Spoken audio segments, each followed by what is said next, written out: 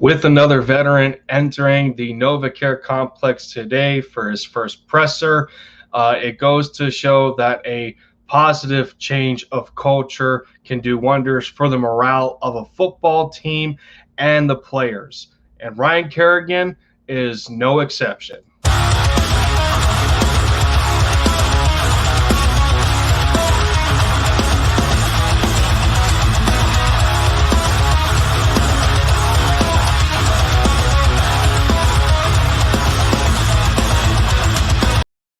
What is going on, everybody? Lindy End Zone in the building for the touchdown. I'm taking the lead for the Eagles one video at a time and dropping buckets for the Dallas Mavericks. If you are new to my gig here and love somewhat of a daily dose, whether it's Eagles or Mavericks content, I know it's such a weird combination, but I gotta rep my foot. I gotta rep my sports teams. So if you're new and you love that kind of mixture, let me know how I'm doing down in the comments, or if I'm doing good enough. Hit that subscribe button and knock that notification bell so y'all know when I drop any new content. And hit the like. It helps with the algorithm of YouTube, get my videos out there so others can see what I am up to. So, without further ado, now it's time to talk about Ryan Kerrigan. Yes, sir. Our man officially entered the building. He had his first presser today with the media. And they were, of course, with Shane Steichen and Jonathan Gannon, and maybe a little bit of Nick Sirianni, our guys in the Philly media, trying to get information, whatever info they can, out of these guys to see, what's going on, what their plan is, and so on and so forth. And of course, they did a little bit of the same to Ryan. The questions were good for the most part. I didn't I didn't necessarily agree with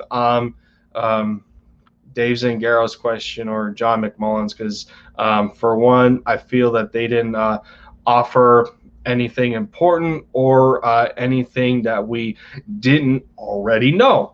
So, but, like I said, for the most part, the questions were pretty good. Excuse me. Ryan really emphasized the fact that the energy in the building it's infectious, it's contagious. There's a lot of positivity, and he goes on to explain in one of his answers that was one of the biggest selling points when coming to Philadelphia is just the collaboration of what this new coaching staff is trying to do between our guys and Nick Sirianni, Jonathan Gannon, Shane Steichen, and so on and so forth. But he also goes on to talk about that he felt the most energy from Sirianni and Jonathan Gannon. And as I brought up in, my opening statement here, that, that kind of positivity really, it really moves the locker room. It really moves players. Like, it's that energy that it's kind of like what makes you want to get up in the morning and go to your job because you love what you do.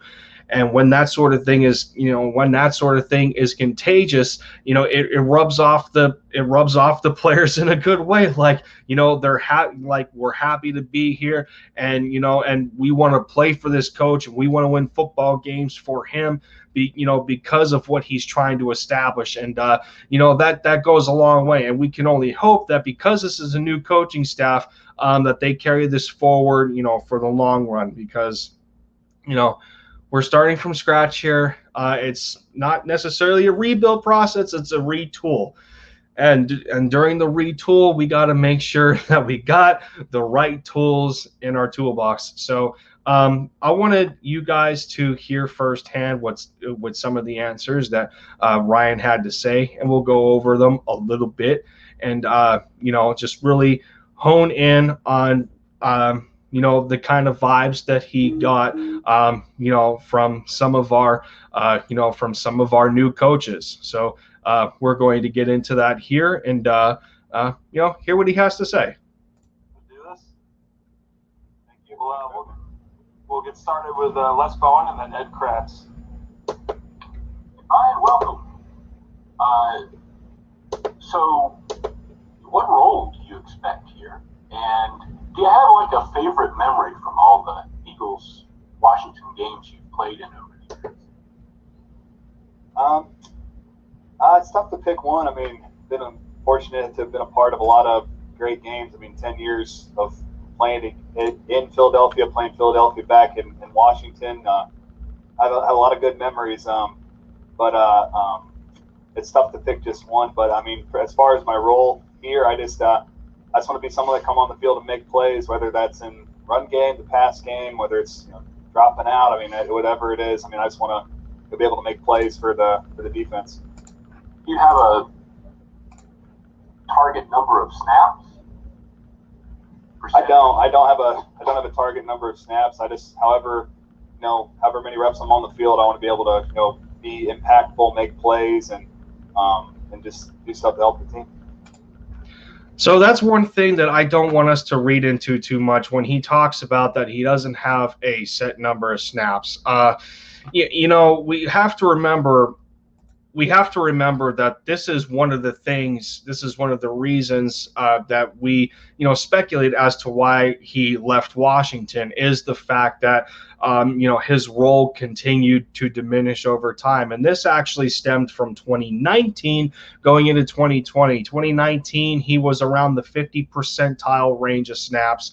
And then, it just continued to decrease to where in 2020, he was only at about 38%. Washington was kind of in the middle of the same thing here. They're trying to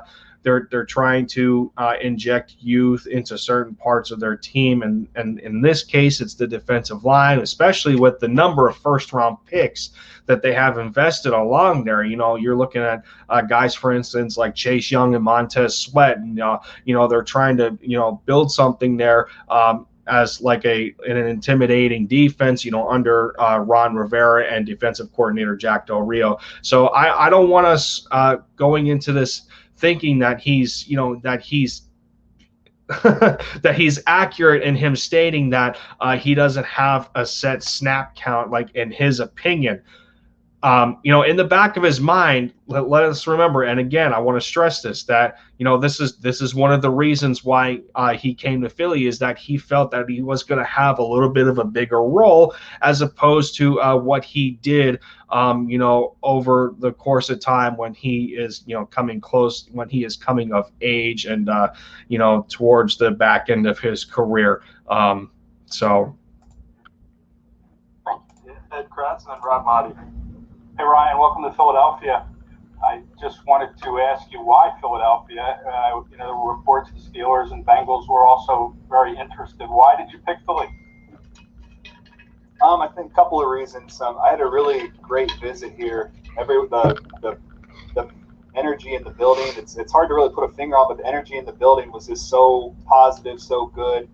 And I mean, from Coach Sirianni to Coach Gannon to Coach Rocker, I mean, they all you felt a good positive sense of energy here, and that was something that was really intriguing. And then also just talking through some film and talking some ball with the coaching staff, I feel like they're gonna put us in positions to succeed defensively, and that was something I was excited about.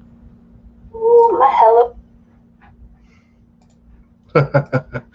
Stupid advertisements there, but to keep this video relatively short and to kind of I guess conclude on the entire, like, the crux of this presser. Like, those were, the first two questions were the questions that stuck out to me the most. Is when he talks about, like I was mentioning earlier, that that contagious and that infectious energy that that these guys are bringing to the football team, on how much, like, how important that is, to be able to maintain that kind of atmosphere, and to want to attract guys from the outside, whether like in the case of Ryan Kerrigan, like being a free agent, or even through trades. Like it's important, like in the matter of wanting players to come to your team, like establishing that kind of culture, that kind of attraction. and and he goes into discussing, the type of film and going over that and that sort of thing. And yeah, man, this is I'm very excited to see what this vision of defense that Jonathan Gannon wants to implement for the Eagles, and what he sees Ryan Kerrigan doing. And as we know, Ryan's pretty versatile on that line, and in certain packages. He's played both outside linebacker positions for Washington when they were 3-4. He's been a defensive end. He can have his hand in the dirt, or he can stand up and that sort of thing.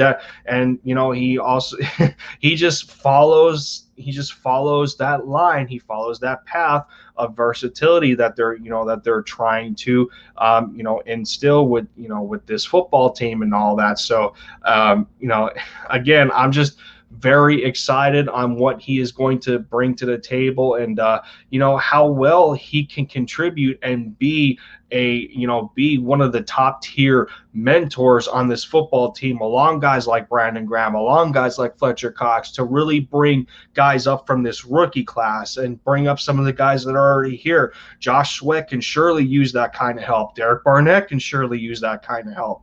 And I bring up Derek Barnett in the fact that, he was brought back on a 5th-year option that cost $10 million. So we got to figure out, sooner rather than later, what we have in this guy. And, this extra veteran presence that we have along the defensive line, and the versatility that Ryan Kerrigan possesses can only do wonders in that regard for, some of these players that we're trying to bring up in terms of retooling for the future of this football team. So that's going to do it for this video here. I may have some Mavericks content today. I don't know. I got to think on what I want to do. But, as far as the Eagles go, this will be it for me. Appreciate y'all coming around. Once again, the support is unbelievable. I'm currently 4 subscribers away from 100. Wow. I'm going to try and save some of my emotion for when it actually happens, because it's just still mind-boggling to me in the back of my mind that I didn't necessarily set these kinds of expectations of where my channel was going to go. And I created this solely for the hobby of loving the atmosphere and loving the vibe of talking about sports, especially for my favorite teams, when it comes to basketball and football. So it's pretty surreal to be in this kind of moment that I'm on the cusp of hitting that first 100. And I couldn't have done it without the support that I've been given,